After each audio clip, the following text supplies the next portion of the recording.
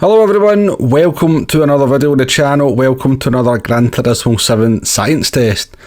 In this video we are going to take a look at Koyoto's Kerbgate, and we're going to do a little bit of a back-to-back comparison and kind of see what it's all about. Now if you're not sure what Kerbgate is, it is this week's Daily Race C.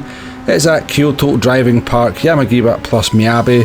And the kerbs have changed between Gran Turismo 7 and Gran Turismo Sport. They've got this kind of grey area on the inside of them, and basically you can kind of hook the inside tyres of the car on that grey part of the kerb and it will drag the car around almost like it's on rails. Now number one lap time in the world is what you're looking at here, or certainly at the time of making this video it was the number one lap time.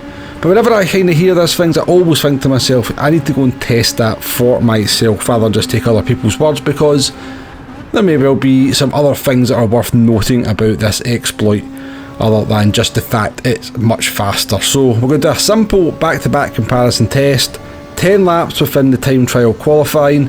The first 10 laps are going to be not using the kerb exploit, and the second 10 laps are going to be trying to use that kerb exploit to go even quicker. If it is that much of an exploit, if it does make it that much quicker, then it stands to reason to think that we should just instantly be able to start going quicker. Now the footage that's on the screen now is my best lap time from the first run.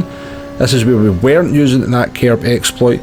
I just wanted to show you this part because just so you can see that I'm not using the kerbs to drag the car around.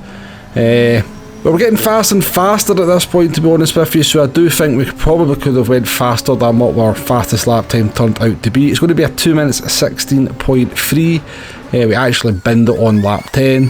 When we got to the end of the 10 lap run though, that was our quickest lap. Our optimal was a 2 minutes 15.9, so definitely more time within the tank. Unfortunately lost a tenth of a second on this last corner here, which was a little bit annoying. But yeah, we kind of just jumped in a little bit cold for this first test. We hadn't really done much qualifying at all, hadn't done a lot of driving within the Beetle, so as I said we were still going faster and faster by the time we finished the 10 lap run, but certainly a fairly representative lap time.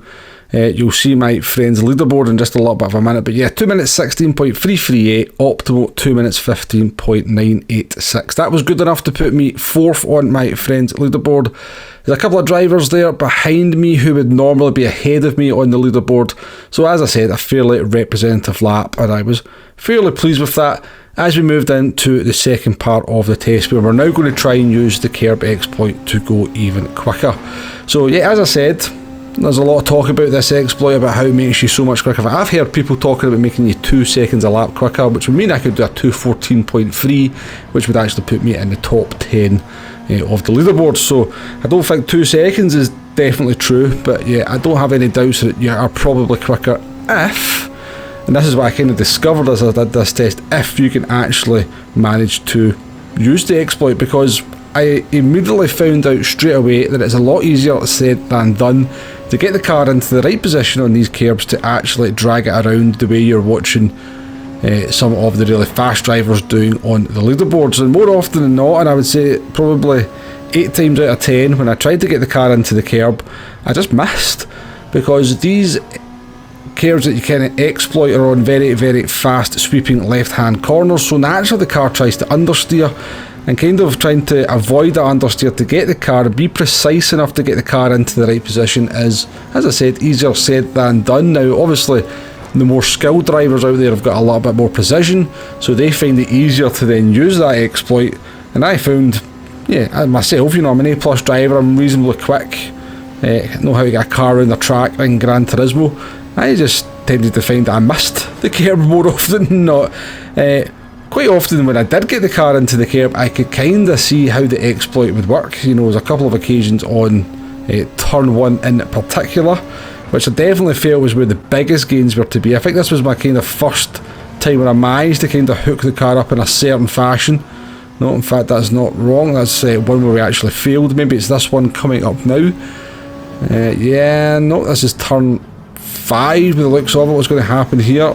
Kind of get the car into the kerb, but really don't make any time up on the ghost. Now the ghost there is the 2 minutes 16.3 from the first test. Okay, coming into turn number 1 here, I think this is where we kind of managed to hook up a little bit better than most of our previous attempts. You can see the delta starting to represent that. Now I think when we get to the top of the hill we do a 23.4 for the first sector, which was definitely quicker than any sector time we had done in any of the other tests. In fact, that's a 23.2, so that's a good 4 times quicker. I think we were 4 times up on the Ghost at this point, but as we came into turn 5 we tried to use the exploit again, and we did get the car into the groove. Well, I felt we had, but then we got spat out at the end into the wall, and that was that attempt pretty much over. Turn 10 tended to have a few problems as well. If I managed to get the car into the groove, it could quite often unsettle the car and throw me into the Miyabi pit lane. Actually managed to do that twice out of the 10 laps, so that's a 20% strike rate for getting put into the pit lane, which is not going to do your race time very much good. But yeah, this is kind of what I found. I could definitely see, particularly in turn 1, I could see how effective the exploit was. Turn 5, not so much.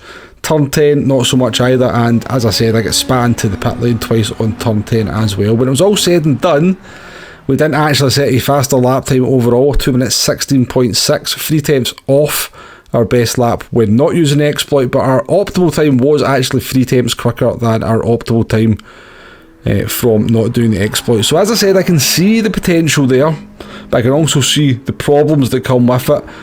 It seems to me that the more skilled players are going to be easier, or find it easier to use this exploit, because it's just all about being precise and getting a car into that exact position. When it comes down to it, when it boils down to it, for me it's more problems than it's worth. In terms of trying to get consistency, it felt like it kind of interrupted the flow. You lost the flow of the track as you were too concentrated in trying to get the car into that precise groove. So for qualifying, yeah, I can see maybe the benefit of it. If I could have persevered, I guess I'd get there, but not in the race. I just couldn't get the consistency. When it's all said and done though, I do hope they get rid of it. There is options out there too, that we could go back to the old Kyoto Kerbs from Gran Turismo Sport. They could put in some Laguna style sausages. That would certainly make it a lot harder to use that exploit. We know how effective those sausages are at Laguna. Or they could put in some Spa style bollards. Again, if you've ever hit any of these bollards, you know it slows the car down. Put them in it. Kyoto exploit is fixed. I have drawn in some of my own bollards on turn 1 here to show you how effective it would be in slowing the car down, because this is the number 1 time at the time of putting this video together in the position they are on Kerb 1. So yeah, those bollards would sort that out altogether. But yeah, thank you very much for watching, and I'll catch you on the next one. Goodbye now.